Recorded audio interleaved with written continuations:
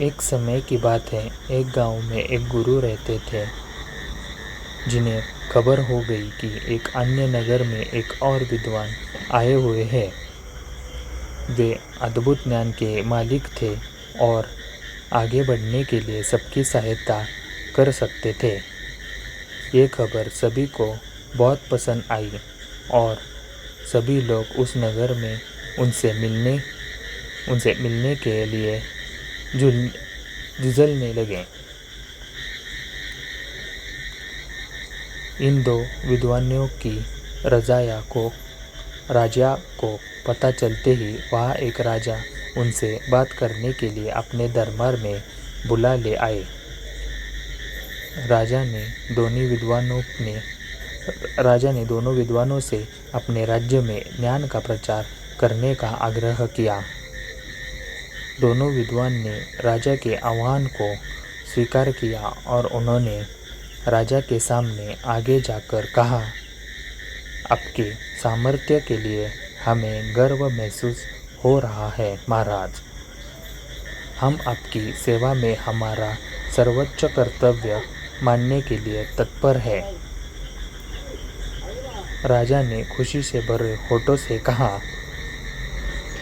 तुम्हारे सामान्य भाषा में जनता को समझाओ।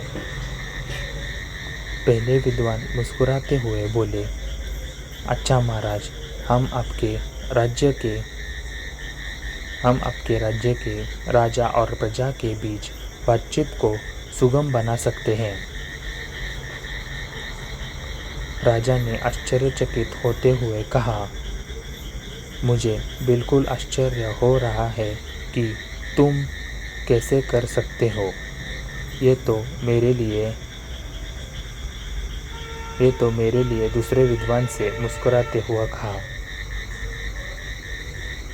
महाराज, हम आपके राज्य के लोगों को सामग्री के बिना खाने का ज्ञान दे सकते हैं।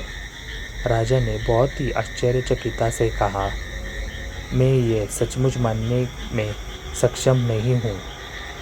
कृपया मुझे बताओ, तुम इस बात को कैसे संभव कर सकते हो। पहले विद्वान ने कहा, महाराज, हम विज्ञान का उपयोग करके एक ऐसा उपकरण बना सकते हैं जिससे हम राजा की मर्यादा के साथ बातचीत कर सकते हैं। यह उपकरण हमारे बहुत सारे प्रयोगों को सुलभ बना सकता है और आपके ग्रामीणों के बीच सामर्थ्य का निर्माण कर सकता है। दूसरे विद्वान ने कहा कि महाराज, हम खाना खाने की ज़रूरत के बिना एक ऐसा प्रयोग कर सकते हैं जिससे खाने की जगह नहीं होती है। यह उपकरण आपके लोगों के लिए आरामदायक और स्वास्थ्यप्रद होगा। यह सब सुनकर राजा बहुत प्रभावित हो गए और उन्होंने दोनों विद्वानों का स्वागत किया और अपने राज्य में इन उपकरणों का प्रचार कार्य करने के लिए उन्हें सौभाग्य दिया।